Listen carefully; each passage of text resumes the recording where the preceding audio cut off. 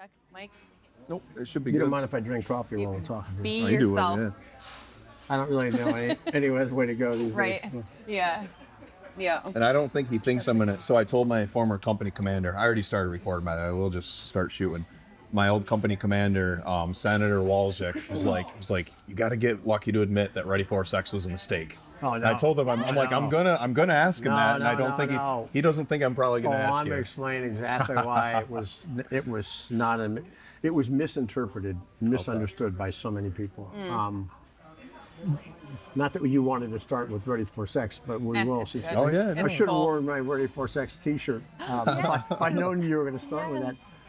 No, here's what people didn't understand, and I spent a lot of time, a lot of energy as a senior leader trying to explain. And there's for anybody who's been in a position like that, if you're trying to communicate a message for 4 years straight, and you're constantly traveling around the world talking, you're always talking about the same stuff. So you really get tired of hearing yourself because you've always heard it. That's what you talk about, right? So I spent a lot of time trying to explain RFX.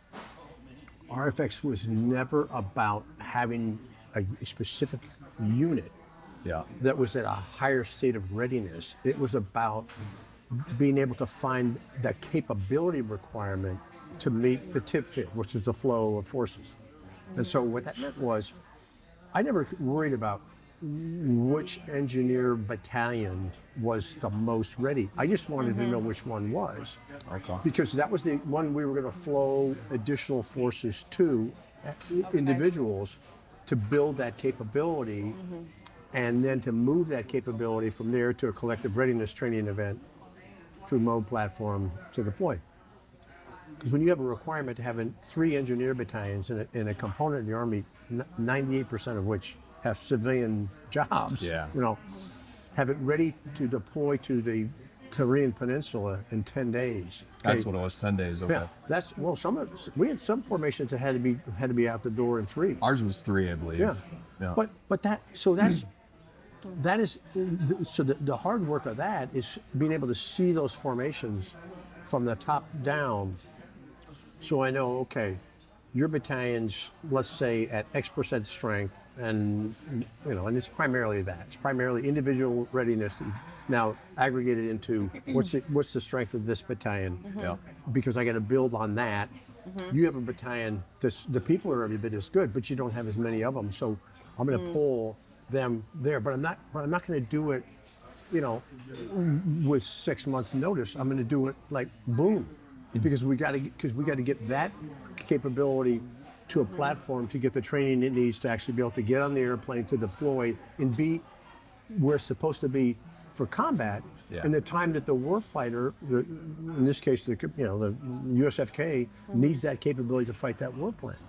When I first came to the Army Reserve, or back to the Army Reserve, what I saw was we had warplanes that were, and I don't mean we, the Army, I mean at the joint level, warplanes that didn't make any sense because it was anticipating the capability would be there when we knew there's no way we're going to be able to do that in 10 days' time if we don't have certain things. And what we learned through RFX was the biggest thing we needed was new legal authorities to be able to do that forcing function to bring that RFX capability together prior to it having to deploy.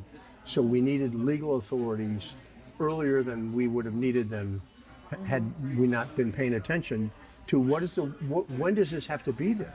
Because if you build a war plan that says, okay, we're going to get 5 battalions out of the Army Reserve, and we know we can't do it in that timeline unless you give us more time to get ready. So RFX, and I'm going to get to my favorite part of RFX in a second. So what RFX was really doing was helping us see ourselves better, and over time, and I mean the team that worked this was absolutely awesome. Is it still a thing? Is Ready for Sex still there? I don't know. Okay. I don't know. I stay out of that because everybody knows what I think. But the team that put that together, really what they did was we looked at what are the capabilities that are required, and in terms of for the Army, not just for the Army Reserve. So Yeah. the Army to meet this plan, and it could be Korea, it could be Europe. To meet this plan, the Army needs to be able to provide X number of, you pick it, artillery battalions, infantry battalions, whatever.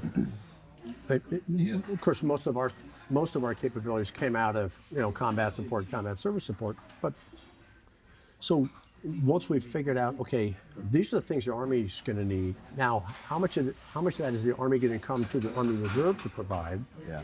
So now we're looking at, okay, so then we basically scoped that out in terms of, okay, these are the things that are required. These are the things the Army Reserve has. And some of these things only the Army Reserve has. So if they can't get it from us, they can't get it at all. They being the plan, the warfighter. So we came up with essentially, I say we, the entire planning team at the USARC headquarters, came up with started off with about 186 different capabilities. Some of them were battalion size, some of them were company size. It depended on what the requirement was. Capabilities that had to be able to be deployed within, some were 15 days, some are 30, some are 45. So let's figure out what they are. And then over time, as we looked at the war plan and started pushing the Army system to better inform us as to what the requirements were, that number almost doubled. So we got to a place where the Army Reserve and strength at the time was about 195,000 soldiers and civilians. Wow. A good solid 35,000 were going to be needed in less than 60 days, something like that. Yeah. And maybe a little off on the numbers.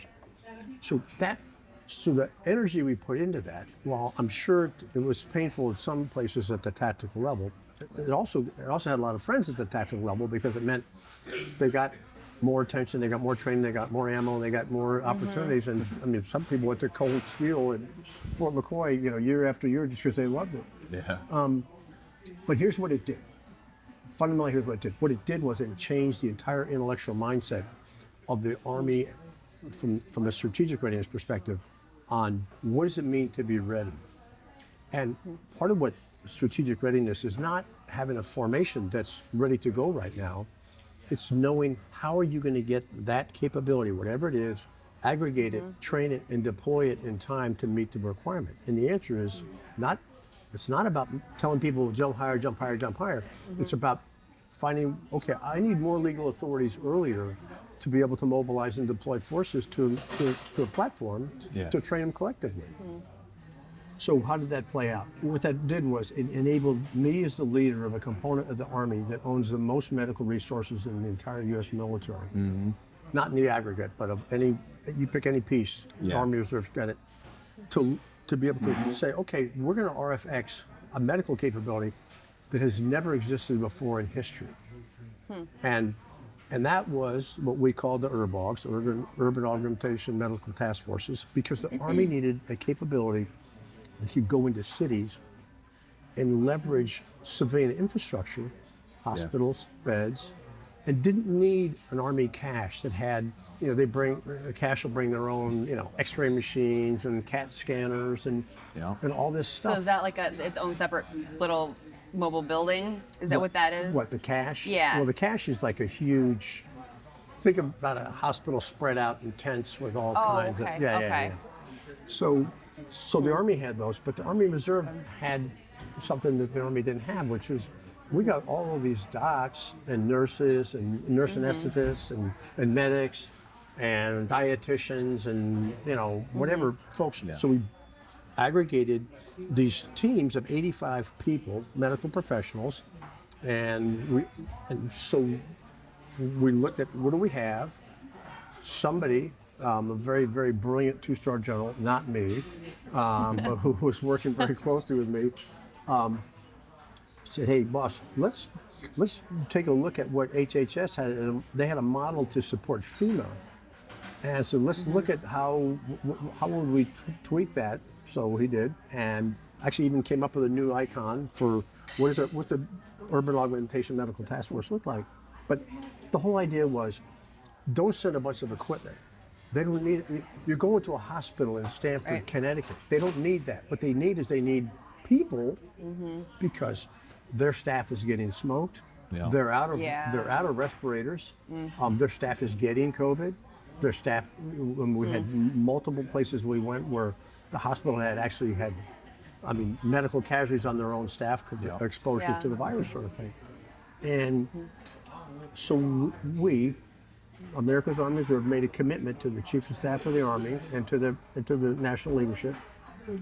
We would have 12 of these organizations that had never existed before, ready to deploy in 25 days from the time I said we would do it. Now, before we said we would do it, we looked really hard at can we do this? Because you don't want to advertise something and not do it. Right. So as I would go and talk to these teams as they coalesced, I said, hey, look, this is not the fight we thought we were going to be in, and this is not the enemy we thought we were going to have, because we didn't think we'd be fighting a virus. We thought we'd be fighting, Right. whatever, North Koreans or the Russians or whatever. You got out in 2020, right? That was your last year? Yeah, okay.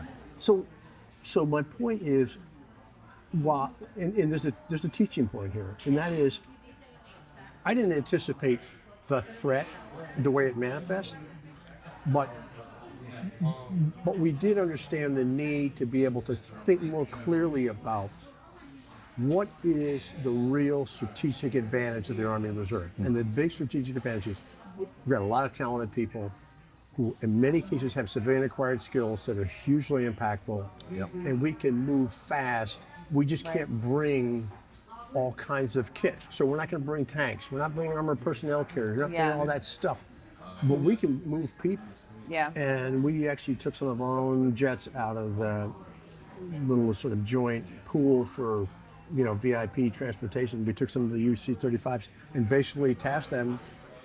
If we had a doctor in Texas who, for whatever reason, couldn't get to the assignment where we needed him to be in time to deploy, say, hey, look, figure it out. But we're going to do what I told the Chief of Staff of the Army we're doing. If we have to go get one of our jets down there, Right.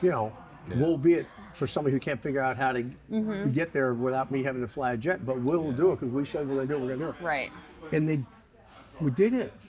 We did it. Yeah. And as I said, it wasn't the threat we anticipated. It wasn't the enemy. It wasn't the challenge in terms of where it was.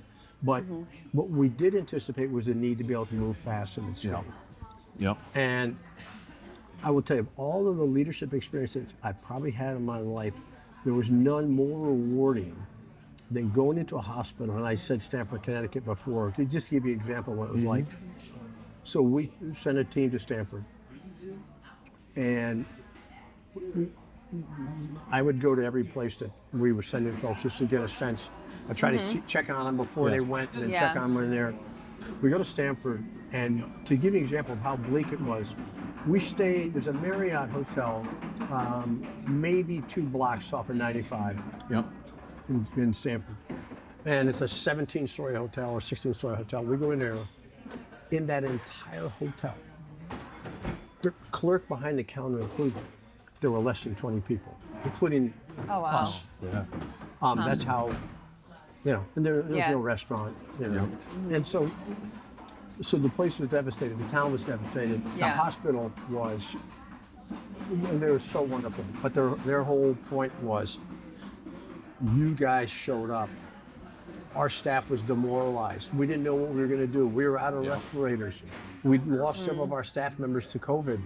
Everybody else who was still here was terrified. Yeah. And then they said, and then you showed up. They didn't mean me. They meant America's Army Reserve. Showed up with doctors and nurses, and so the whole morale of the hospital changed because we showed up. Yep.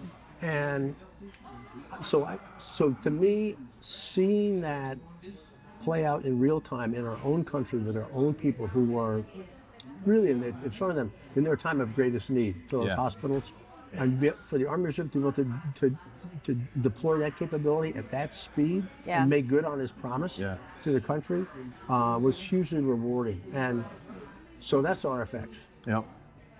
So what I would say is to anybody who said it was a bad idea, I'd say no, actually it turned out to be a splendid idea, just not for the reason that because I didn't realize at the time what we were really doing was changing our intellectual mindset about what did it mean to be ready.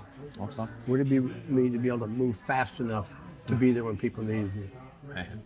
So Anyway, I that's like my it. rebuttal. Yeah. That was good. It's a long one, but Yeah, he asked for it. Yeah. No, I like it. It Good. was funny when we recorded with him.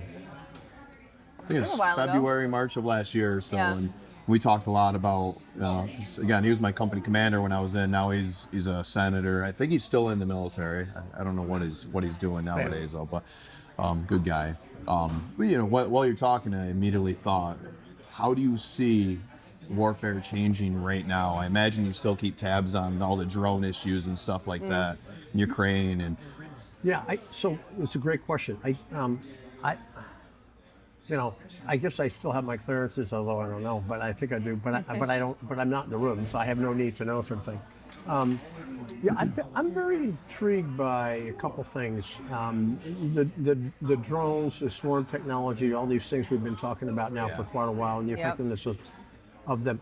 My fundamental concern from a warfighting perspective, and I said this when I was the chief of the Army Reserve, and it's even more true today than it was when I said it 15, 10, whatever it was, 8 years ago. I'm not sure in 2035 the enemy is going to be human. Yeah. And I said that then. Yeah. And I'm more Yeah, concerned right. now. And I'm not going to throw any organization under the bus, but I will say this. I went to Hanson Air Force Base in 2016, 2017, when I had just taken over as the chief. And I went out there to talk to them because I was trying to figure out where could the Army Reserve play a better role of taking soldiers that had civilian acquired skills because they're already working in high-tech stuff. And Boston was the place that we looked and other places, Silicon Valley in California. Boston Dynamics. Yeah. So we look at so are there ways we can help the Department of Defense get better, faster, whatever, by leveraging the high-tech stuff that our soldiers are already doing without them violating some sort of non-complete or non-disclosure agreement with their own employers, which is problematic in that area. But when I was at Hanscom, I was talking to a team of very, very bright engineers, and they were talking about AI and use of AI in warfare. And one of them made the comment that we're never going to have a system where there isn't a human in the loop making the shoot, don't shoot decision. This is 17, right? Now, my immediate reaction to that as an operator is, okay, that's a mindset because that's what's happening right now in Iraq. Nobody's shooting around until somebody says, we've cleared fires, you can do X, Y, Z sort of thing. And I thought, that's not a sustainable principle, right? And so my point to them was, okay, I understand that's what the policy is now. I said, but if you're in an existential war with an existential adversary, I'm not talking Iraq or Afghanistan or even Vietnam or Korea, an existential adversary. And my definition of existential adversary is if you lose, then your grandchildren will be speaking a different language than you will. Okay. So think Second World War, right? So I said, if you get into an existential contest and your adversary is able to get inside your decision loop because they're not having a human in the loop, and you have a policy that says you will, but they're able to outtank you at 186,000 miles a second, I think you're going to change that policy very quickly. Yes. And so my question to you guys, this is me talking to engineers, okay, so who is in that black box, that little decision-making node? Yeah. Are the ethicists in there?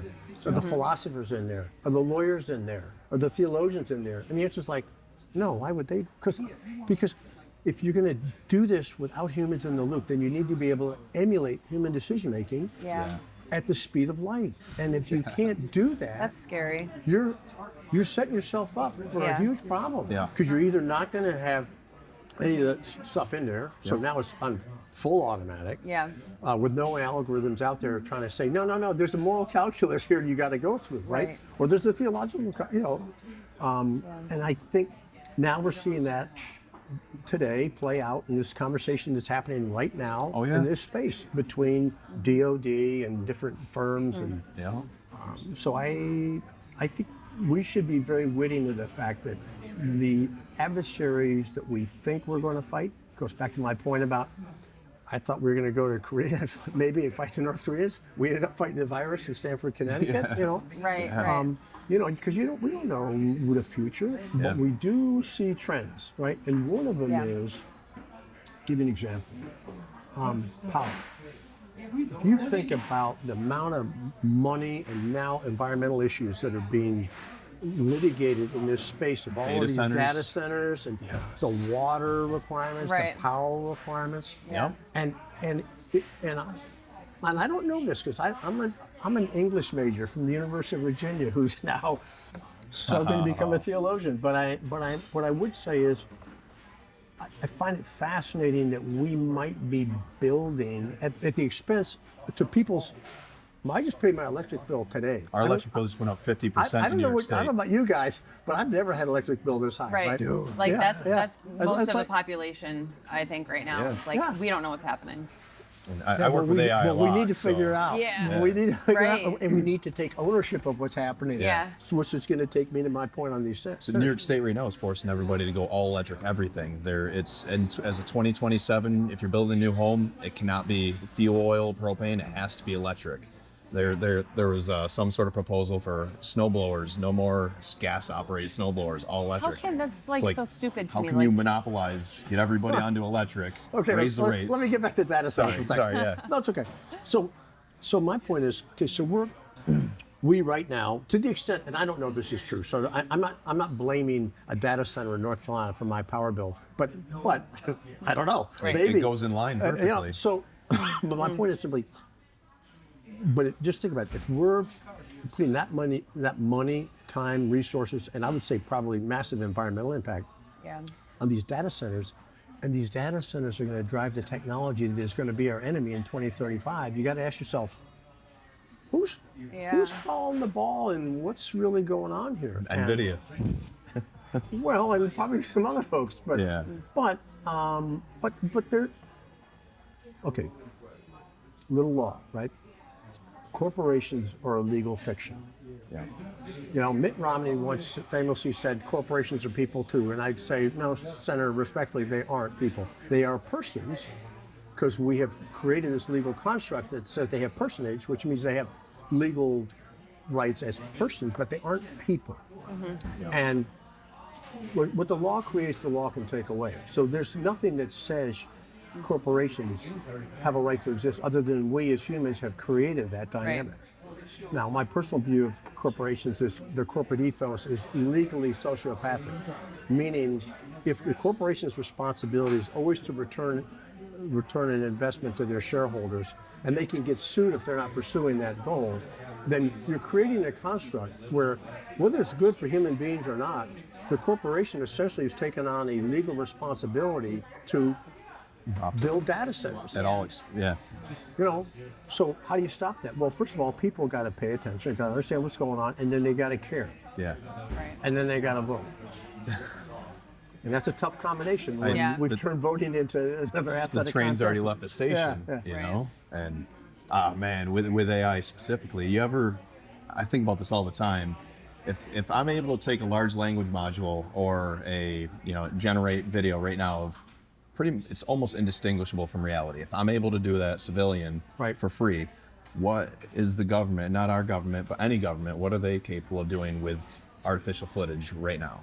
And it's like, where's the line? And it scares me because I think we've been at the point for years now where everything we see, whether it's what's going on with ICE or anything on media period, it could all be artificial. And that terrifies me, weaponizing social media, because that scares me, I think, more than drones, honestly. Scaring people. Yeah. Or to the point where you're not sure what's real and what's not. Yes. Well, which is why our relationship with the natural world is more important than it's ever been. I think that's part of the major reason that there's so many people that are lost right now. That I think Christianity as a whole, or religion as a whole, I won't silo it to Christianity. It's people are reaching for something that they can believe. That, hey, this is becoming real for people and may not have been real for them their entire lives. And, which takes me back to the Creator, right? So one of the beautiful things about the natural world and the wilderness, for me particularly, is when you're in the wilderness, part of how you know you're in the wilderness is because you're in an environment that, as I've said before, could care less about you. Yes. You're not the center of that universe. Right. Yeah. You're a part of it. So we live in a culture now, and and I used to talk to soldiers about this. So I go to Google Maps on my phone, and what's right in the middle of that? The blue dot. Yeah. Us. Yeah. Us. We're right there. Yeah, right. Yeah. Yeah. So we're the center of the universe. Everything.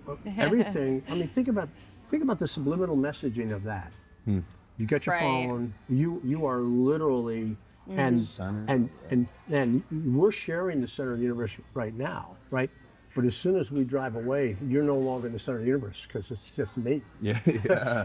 Yeah. Yeah. So if you so in the wilderness, this doesn't even work. Right. You say, well, the GPS will work. Well, we'll till the battery runs down or whatever. But bottom line is, there's places where it won't work. Yeah. And at 20 below zero, Yeah. good luck. Yeah. Yeah. And so in the wilderness, we are confronted with a reality that I think is a very, very important human reality, which is we are magnificently insignificant creatures, and I would argue that our technology, our modern culture, almost precludes us from understanding the fragility of life until it hits us in the face. Yeah. Yeah. And then the wilderness, it's always, we've all walked on trails, or many of us have, where, one bad step, and you got a real problem. Yeah. Or one missed handhold on a Yeah. climb, you Yeah. got a real problem. Yeah. And that level of intensity is in a way, well, first of all, I would say it's humbling, Yeah. right? It's authentic. I think humility and authenticity drive, sort of a curiosity function about, okay, so let's think about all the things I don't know, as opposed to this is all the things I've done, and this is but there's all this magic around us, and I think technology tends to mask that. I think one of our challenges as a society is going to be, without it becoming massively disrupted, how do we deal with technological innovation in a way? And stay a democracy. Well, absolutely. I'd say and stay human. Because I think I don't know anything about this, so I'm just going to spitball for a second. But I would say, I oftentimes wonder when we see acts of violence that are horrific. I almost wonder whether or not the person who's doing that really understands the implications of what they're doing. Right. To me, it's like they're human, but they're not them. Like something else is making them do that, Yeah, or Monica, maybe they just don't understand the implications of what they're doing. So for instance, I'll never forget the first time and the last time I ever shot a squirrel with a .22, right? It's a little squirrel on a branch, and I had a little scope. I had a little, Yeah. bolt action .22 rifle, and I'm out in the woods in Connecticut. And I saw a squirrel up there. It was probably, I don't know, 10, whatever. Yeah. It's like, and the squirrel drops dead. I'm like, I'm like, why did I do that? Yeah. So I've never been a hunter. I couldn't. I have shot at some birds from time to time, but so even I was like not really understanding the power of what was in that trigger pull when it came to what I was aiming at. Yeah. But so in that moment, it changed from being sort of a contest of am I good enough to get the sight alignment to shoot the squirrel, to I just killed a squirrel for no reason. Yeah. Right. And there's a moral accountability to that I don't think had been prepared to really embrace until that moment. Yeah. So I just wonder how many times people are doing violent things without really appreciating the implications of what they're doing. I don't know. I'm not excusing any of it. I'm just saying, I wonder if, video games and movies and all of this sort of fantasy stuff. Past trauma. Yeah. Maybe certain things that they've been through. It's like. Maybe. Yeah. I think social media does I think people naturally want to be empathetic. I think it's probably one of the most important characteristic you can have is having that empathy for people. Yeah, And, definitely. And animals. Yeah. Yeah. There's a lot of people that are cruel and mean to animals for no reason, and they're just so like helpless. You know, I don't know. I feel compelled to tell you because I didn't tell you this when my daughter was in the ICU. There was a family there that was also in the ICU. Their son got in a car accident, and Son died in the car accident? he was in the ICU with my daughter in another room. Right. But in the waiting room, this family, they're from Sudan. You know, they're very strong accent. Clearly, you know, weren't from the same area. Yet, regardless of where they were from and who they are and who we were, they overheard what we were going through and navigating with my daughter also being incapacitated. And the amount of love and empathy I felt from that stranger, man, it was more powerful than all the, you know, hundreds or thousands of people that reached out to us, you know, or were thinking of you. It was something about that. And I think you mentioned video games. You know, I think that I was a very big video game player for years. I You think, were. Yeah, I was for many years. And I think to myself, I'm like, man, what does that do long term to these kids? And like, especially these things right here. What's scrolling, getting that hit of dopamine doing? What, you know, what are the that instant everything. instant gratification? Yeah. Or even farther, like for me specifically right now, it's you got Google Drive and Apple, whatever the storage, Apple Cloud. What's it doing to people that are grieving loss when you wake up every morning and you see a reminder from last year of who you lost? And you have all these cloud photos, their videos, and But then it's like, is all it new helping technology. you or is it hurting you? That's what you would always say too. Yeah, we talked about that before, you know. But how does that affect your empathy? Probably. I don't know that circling back to a loss from a technological perspective would have any impact on your empathy in that regard. I do think empathy, there may be a challenge if you're not fully appreciating the reality of the moment. Right. So if that's where you're going, I would agree with you. I think that's a challenge. I think there's a scene in the Tree of Life that occurs between two dinosaurs, and when you see that, think back to this moment because there's really an interesting aspect of empathy, not just between humans, but between what we would regard as basically unintelligent life. Yeah. That's actually pretty interesting. So. Right. So, quick story. I am very, I feel bad for animals and stuff like that all the time. And he was picking on me because recently. I did say I only shot that one squirrel. I have never done it as a kid. I just want you to know. I could in my own never. defense, I learned from that moment, okay, this is not who I want to be. Right. Yeah. And that's the same like people that go hunting, deer or whatever. Like I couldn't. That's just me, but I will never judge anyone that does She that. loves venison. I do. Yes, and I love Yeah, and I'm not being critical of people who hunt either. I'm just saying I think that for me the moral point was not that what I did was wrong. Yes. It was that I didn't appreciate the implications of what I was doing, and until that moment occurred, I didn't really realize, okay, I have moral agency here. I chose to do this. I was really just challenging myself in terms of my ability to be accurate.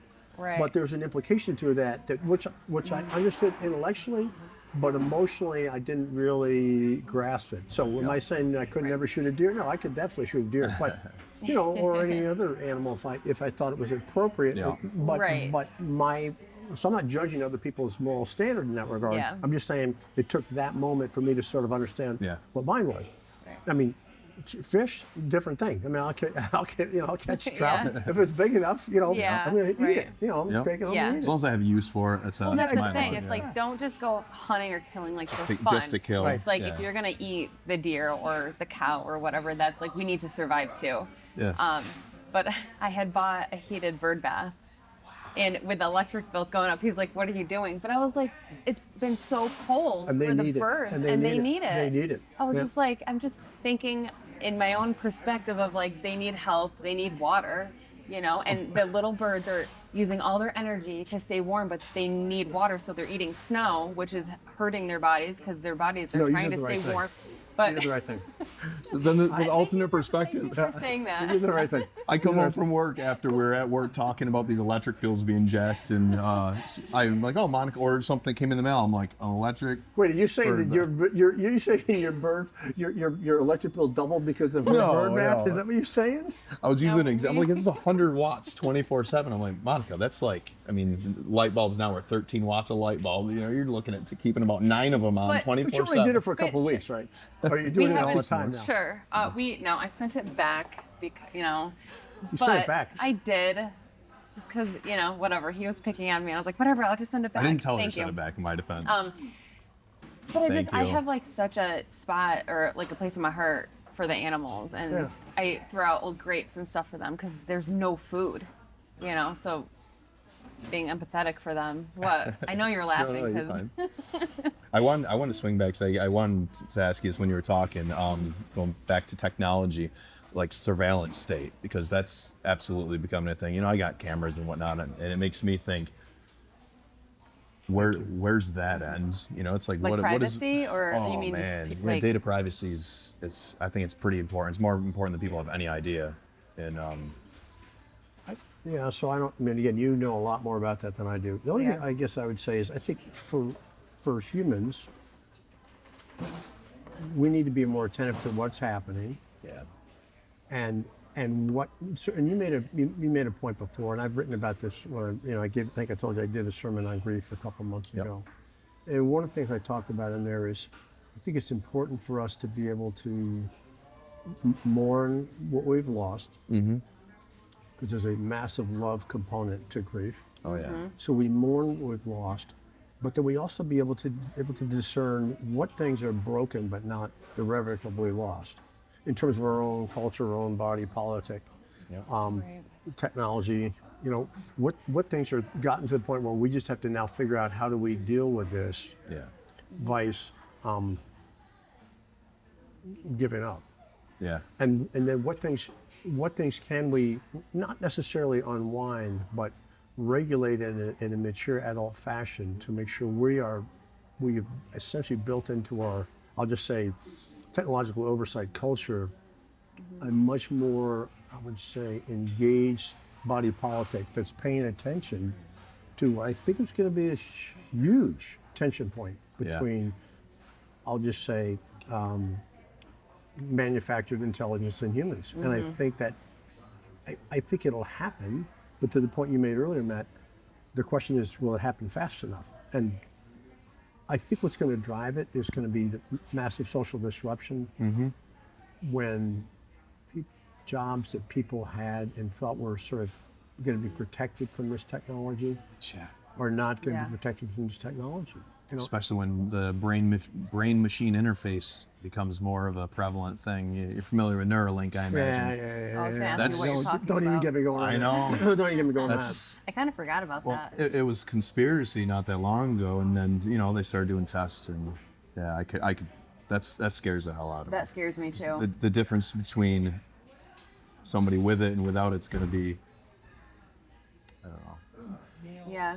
It's not a matter of if, it's a matter of when, job replacement's going to become, it's already impacting, AI is impacting job replacement. I mean, especially in the IT realm, automation's, what are people going to be doing for work? So Replace that purpose. in 2018, I made a visit out to I'm not going to plug any particular company, but to a company that makes electric vehicles and fuses data in the vehicle.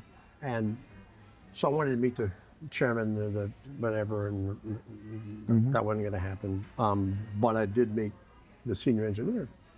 And I was very curious as to what an Army general was doing, talking to him. And I made the point that part of what I was trying to do, same thing I've told you guys before, is trying to figure out ways that the Army Reserve, because of its civilian acquired skill set and people that worked in that company, could better sort of take what they are learning there and apply it in other domains without violating, as I said, non-disclosure agreements and stuff like that. And he was amazingly dismissive of the fact that I was even there, because he felt that the public sector was so far behind in terms of technological innovation that it was just pathetic, And I'm like, well, that's what I'm here to understand. Yeah. Where can I get, sort of more hip, to use an old term.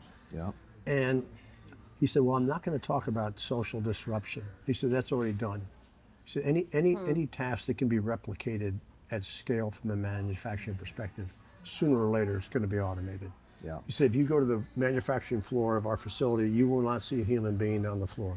That's so weird. He said it's all robotics, and they get smarter every day as they learn how to sort of hive around each other. 2018. Yeah. So, and he said, the only thing I'm willing to have a conversation with you about is consciousness. I'm like, Yeah. okay, this would be a conversation. Yeah. So we had a conversation about consciousness. But I think that's sort of to your point, when you start fusing, I mean, we're into Terminator, right? Cybernetics and all this other jazz, which I don't know anything about, but I've seen movies. I think that it takes us back to how do human beings stay human? Yeah. What does it mean to be human? And Some people say suffering. well, I'd say that's part of it. Yeah. Yeah, I would say love is the biggest part of it. Yeah. But I don't mean to be. But I think that's because suffering and love many times come hand in hand. Right. Right.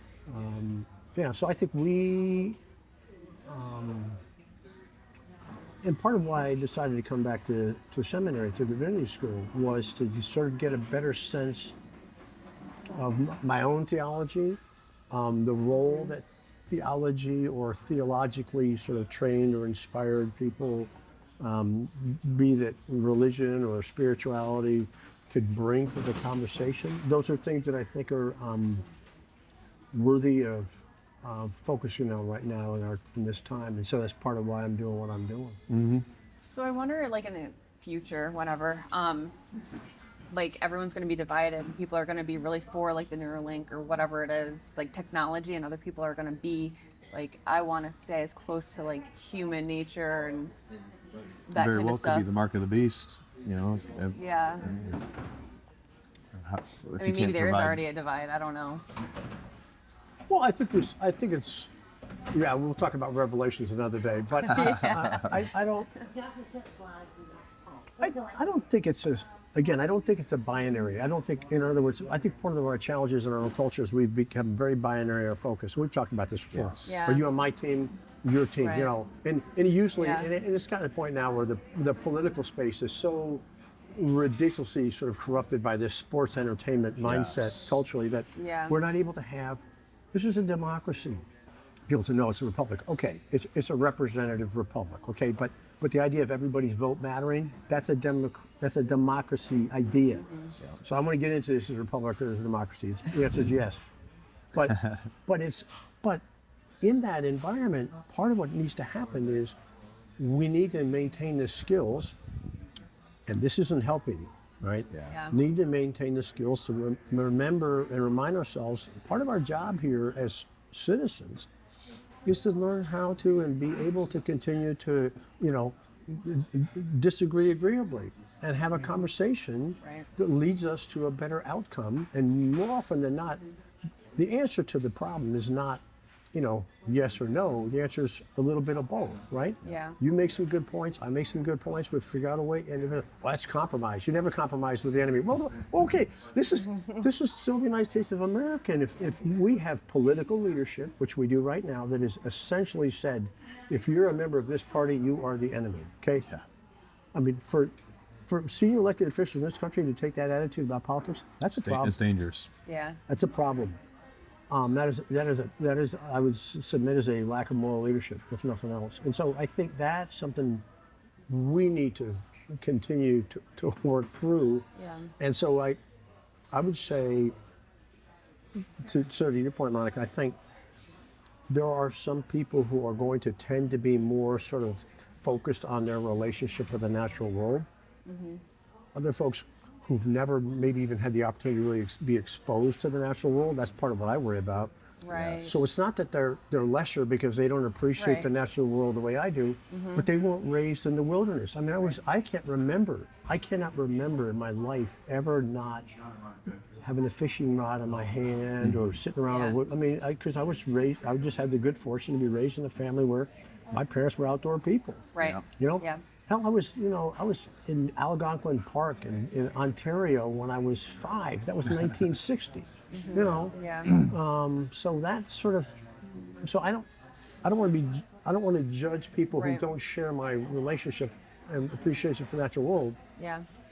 But I do think there are ways to sort of harmonize that, right? So, okay, so you don't go climb Mount Katahdin in the wintertime, which pretty much nobody should do anyway, by the way. But by the same token, you find ways to appreciate the natural world. And I'll give you an example. You actually hit on one.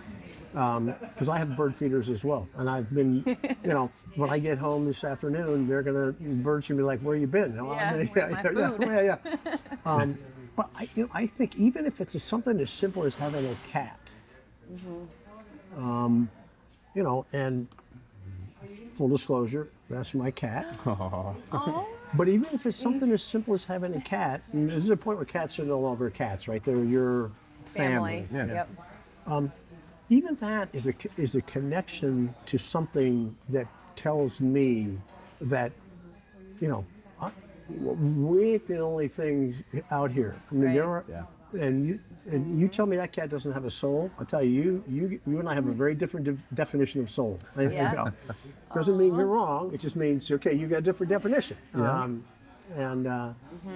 Because if you ask me, do I think that cat's saved? Oh yeah, that cat's saved. Yeah, cat's saved. And it's not because that cat believes in Jesus Christ. Okay, that cat's saved because that cat is, I would say, morally without sin. Okay, even when it does bad Right. stuff, in my mind, like it's that like, perspective. Yeah. it's like, it's doing, Right. So, My border that so collie. much. I'm still running my border collie probably about 30 miles a week off leash. So the German Shepherd's like 10 million times bigger now. That's Yeah. an old picture, but Yeah, we got him you in had one of October. them with you in the picture you took on the ice, right? probably it's probably the Oh yeah. The other day, Yeah. you sent me the picture the other day. border collie probably. Yeah, probably It's- Arrow. we took in Were you guys on a Probably. lake? Yeah, we live like a mile from the lake. Yeah. Which lake's that? Oneida. Oneida Lake. That was a great picture. That was a beautiful picture. I don't remember what one I sent you, but we generally have, if we're going somewhere outside, we generally have our dogs with us. Oh yeah, if we're running, I always have her. It was this one. It was after he was bragging about 10-mile run, blah, blah, blah. Yeah. But that one. Oh yeah. Yeah. Yeah. She's so perfect, and she just runs and has the best She knows time. when to cross the road. They're the Yeah. most intelligent breed. They're claimed She's to be. so- and she Yeah, she well, maintains she's that so standard. I'm But telling anyway, remember cats, the reason people think cats are stupid is because they don't do what they're told. It's like, well, They don't. they're have cats. to, They, right? They can do whatever you're they working want. for them. you. Exactly. We have two, so Yeah. yeah. Yep. Oh man. So funny. Beautiful Yeah. cat though. Beautiful, beautiful cat. Yeah. Yeah, we got my dog. I thought it was the worst decision of my life when we got that border collie, and it turned Yeah. out to be such a distraction of going through a very difficult time, custody and all that junk we talked about earlier.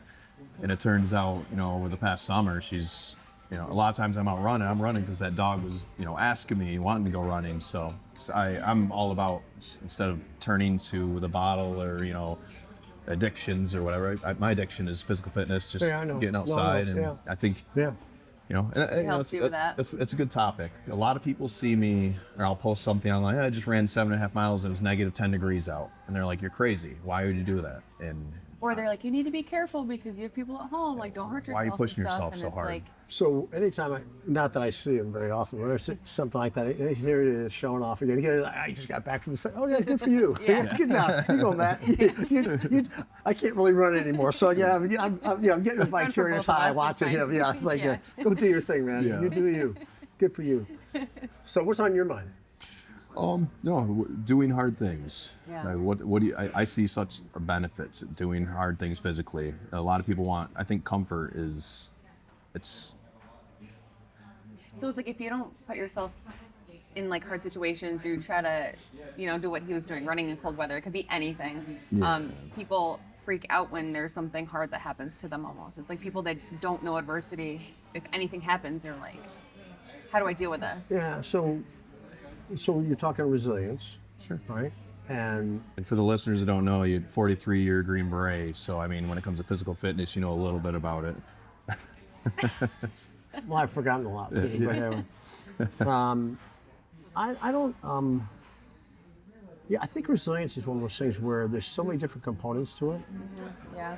I mean, there's no question, and you've probably heard my lecture on physical fitness before because you're living it. But I think both intellectual and spiritual fitness are really, really important, and I Yep. think they both add to resilience. And I think, Yeah. for me, intellectual fitness is really sort of just paying attention. We've talked about this before.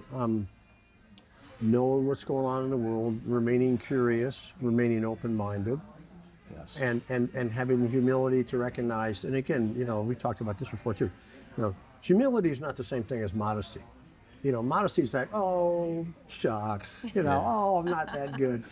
Humility, somebody once said, humility is not about thinking less of yourself. It's about thinking of yourself less, and it's sort of just getting getting out of your own way and recognizing that there's a whole world out there. And we talked about empathy and how incredibly, I think of all the senior leadership skills that I could latch on to of an intellectual sort of pseudo-emotional way, capability. I'd say probably strategic empathy is the most important thing. And the reason I say that is because if I get outside of myself and think about what do you need from me or from this situation, and I see you as a potential adversary, but I'm able to get out of my sort of macho, you're the enemy, you're the bad person sort of thing, and think, okay, because the one thing I can trust you to do, I think, is operate within your construct of what is in your basically your best self-interest. So if I can see that, there's a couple things can happen. One is I may be able to basically outthink you by recognizing, okay, now I know what you want. Now I know how to sort of play that. Yeah. Another thing, though, is I may also be able to recognize we don't need to be adversaries. What I thought was a competing interest wasn't really a competing interest. It's just that we were talking past each other. And so I think, particularly at the higher levels of sort of leadership, being able to see what other potential adversaries need or think they need to get out of a particular situation at a particular time, being able to sense that, and then figure out, okay, so how does that inform what I should be saying or doing, or how I should be saying or doing? I mean, am I coming across as overbearing and disrespectful, as opposed to saying, I hear what you're saying. Yeah. It's like the conversation you and I had a while back about, if I'm a county sheriff or whatever, and I've got to deal with this fact that the federal government may want to do certain things in my jurisdiction. I think from a strategic empathy perspective, one of the best things I can do is anticipate you, if you're a federal official, may be told to come and do something in my jurisdiction, for me to come to you ahead of time and say, Matt, I know you may be told to do certain things, but here are the things that I cannot allow to happen in my jurisdiction. And if you can't live with that, okay, but I respect you enough as a human being to come and tell you ahead of time. Yeah. I appreciate the fact you may be in a tough spot and you may be told to do stuff in my county. I got that. But just so we're clear, just because you're told to do it doesn't mean it's going to happen in my county. It just means I don't want you to be surprised when you realize, hey, Lucky's actually arresting my agent. So that's not supposed to happen. Yeah. And so that's sort of why I think it's really important to be empathetic. So for one, I guess one thing about empathy, I think support, is it really shows sort of mutual respect. Yes. Like, I respect you enough to tell you, even though we may be potential adversaries, I respect you enough as a human being to come and tell you, you may be told to do some stuff, and it could get really sporty, but I don't want you to be surprised because I respect you enough to tell you. Because the doing of that thing can actually build trust. Yeah. So you don't leave that conversation the same way you came into it. Because you came into that conversation thinking I was your enemy. Why is he calling me? You know, Yeah. I'm gonna go down there with my people. I'm gonna, you know, swing a big pipe, and you know, Lucky's gonna. I'm like, no, dude, that's not what's gonna happen. But I'm reaching out to you to tell you who I am, and you're gonna leave that conversation going, you know what? I wish more Yeah. people would do that. You Yeah. know, and I wish more people would call me and just say, hey, I can't, you know, and if I got to go do it, I got to go do it. But at least they're showing me, Right. you know, the respect, Yep. and I won't go so far as to say love, but there's a connection between love and empathy, right? Yeah. They're going the extra mile to be open and candid with me, and show me respect, but also show me that they appreciate my position. They appreciate what I'm going through. Yep. And I think that is I would say it's a skill.Maybe it is. I think it's something that takes a while to really sort of become a part of how you operate in Right. the world. Yeah. I would not go so far as to say it's wisdom, but it's getting close. Yep. It's getting close. So anyway, I think there's so many places in our culture right now where we have essentially. What's top of your list? Well, no, what I just say is I think we got so many things in our culture now make us get to a point where empathy sort of seems like it's a weak thing, Yeah. because it sort of sometimes gets confused for being, you know, sweet and sympathetic and I Yeah. care, you know, Sensitive Yeah, or- sensitive. yeah. Yeah, which it is in a very Yeah.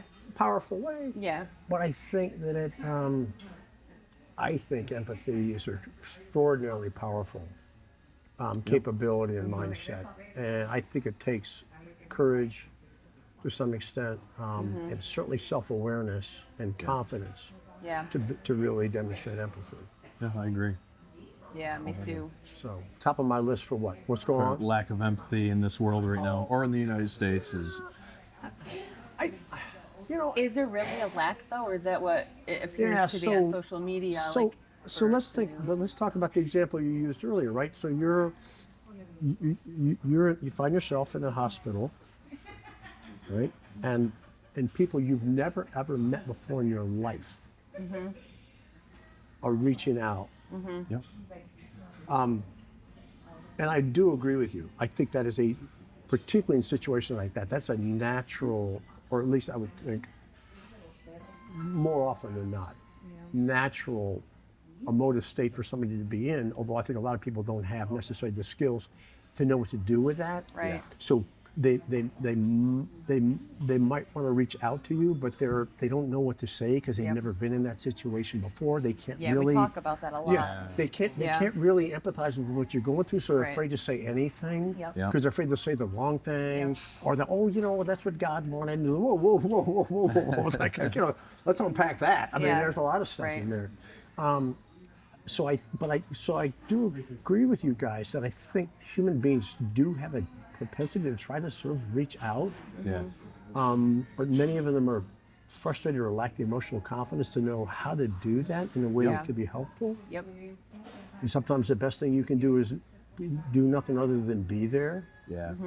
You know, I can remember when my dad died, and I'd gone back to school. Dad had passed, and this was January of 1975. How old are you? Because you said your brother was 16. Yeah, my younger brother was 16. I turned 20 3 weeks before Dad died. Okay.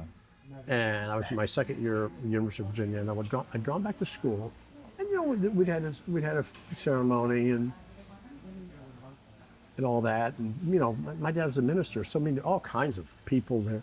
You know they had the social hall of the church open as well because they couldn't fit everybody in the sanctuary, sort of thing, and everybody was wonderful and beautiful and supportive, and you know and the church let us stay in the house, you know, let us, my brothers and me maintain sort of, you know, rights to use the house, Yeah. you know, for the spring, through the next 6 months or whatever. I mean, everybody was wonderful. But the thing that helped me the most was I get back to Virginia, I'm in ROTC, I'm down at the bulletin board, and a classmate of mine who was a year older, Joe Miano, from Windsor, Connecticut, he came up next to me and he goes, I heard your dad passed away. I'm like, yeah. He said, mine did last year.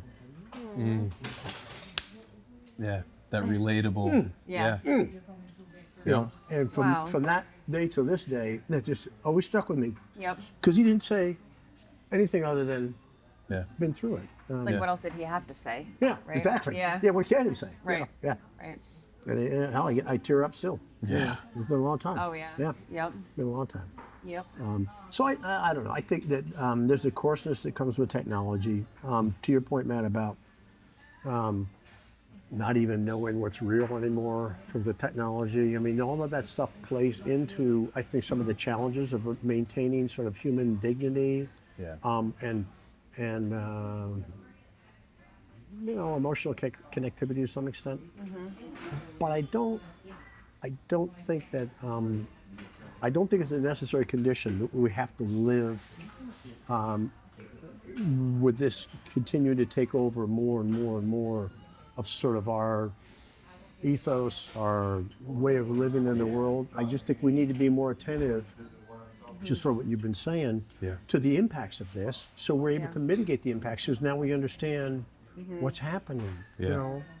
And so do I think there should be regulations about at what point people should be able to take these to school? I mean, personally, yeah, I think there probably should be. Now, do I know the right answer, the right age group, and the implications? No, I don't. They did just start doing that in our school district. I just think, I mean, I just think that, because it was, well, the sciences and all that. Well, yeah, but, I mean, hell, Mark Zuckerberg was, deposed, 2 days ago, Oh yeah, I heard. talking about the sort of same thing that tobacco industry went through when it came to, were certain tobacco companies artificially amping up the amount of nicotine in cigarettes without letting people know, Yeah. to increase the level of addiction.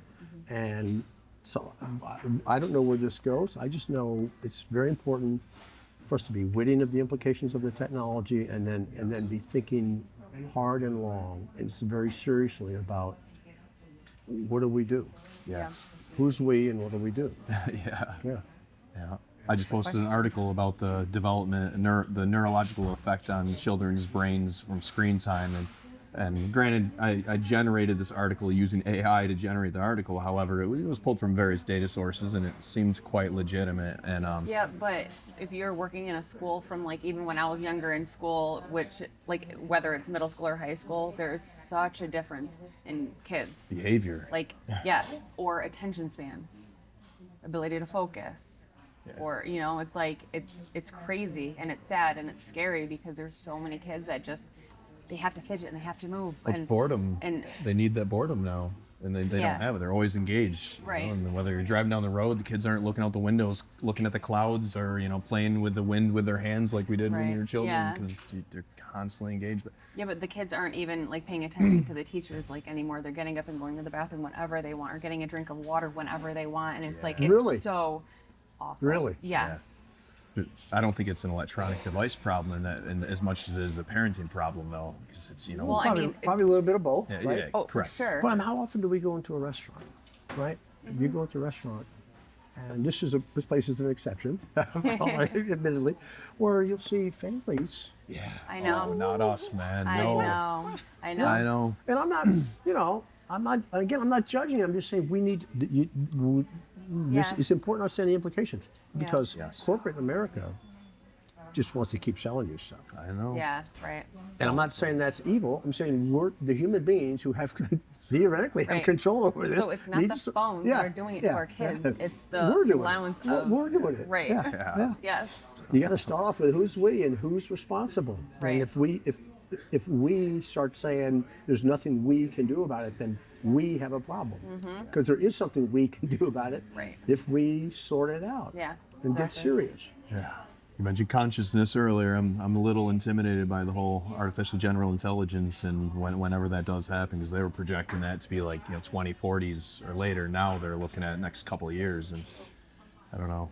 And I talk about that all day long. But Something for you to pull the string on, because I don't know the answer to this question, and you don't need to answer it in the course of this conversation. But what would happen if 25 minutes from now there's a massive solar flare that sent an electromagnetic pulse that absolutely scorches half the surface of the planet, whichever side's facing the sun, with a giant electromagnetic pulse? as I understand it, the last time we think that happened was in the 1850s, and the only reason we think that is because it was a massive nationwide telegraph disruption. Okay. And the only thing that, as I understand it, and you can fact check me with your AI, Yeah. the only thing that I think scientists think could actually explain that phenomenon would be a solar flare. So what happens? I mean, think about it, right? Everything Our would. grid, I know the transformers, from what I was reading, is number one concern as far as our electric grid. But and that's high level of things we have to worry about. What I'm saying is, The Amish will be all right. yeah, and the place to go to get cars will be Cuba, because they're it's one place where you don't have any silicon chips. Oh, yeah. There's no electronic ignitions, because it's all they've got. U.S. cars from the 1950s that are still running down there. Yeah. No, I throw that out only to say that when we talk about the Creator, Yeah. right, and God's time, and what I regard as sort of the theological backstop of why do bad things happen to good people. My mind is it's because the universe is massive. It appears to be very, very ruthless when it comes to caring about humans, and there's a lot of beauty and there's a lot of things for which we should be very, very grateful. And we could get hit with a pulse, we could get hit with an asteroid, and eventually probably will. Yeah. And I won't spoil the movie for you, but that's I just think, in terms of, again, humility, Yes. and just sort of appreciating what it means to be human in the time we have together, and focusing on that, which you guys do wonderfully, is a very, very powerful tool when it comes to resilience. Yes. I agree. So, I agree. all Man. right. Well, I gotta go feed the birds. We are. Me too. We are at just about an hour, so That's perfect. man, a little over an hour actually recording. I appreciate this conversation, man, and I'd like to stay in touch, and For sure. I'd like to continue to watch you in your journey as well, and see what you end up doing. I'm just happy we were able to see Andrew and Blair and you just be here too. I was like, it's perfect. It's like, yeah, I'm going to Kernersville. I'm like, so are Wait. we. It works out really good. But So crazy. So I want to give you guys one of these. Put it on your keychain. I got a few of these left, and everything on here is pretty much self-explanatory, and you guys know who I am. But the one thing that isn't is the little acronym at the bottom, which is the main thing is to keep the main thing the the main main thing. thing. Yes. man, Thank I appreciate you. it, man. Thank you. Thank you very much. I'm not putting that on my keychain for the record, but but yeah, I'll kill the recording and we'll do something again.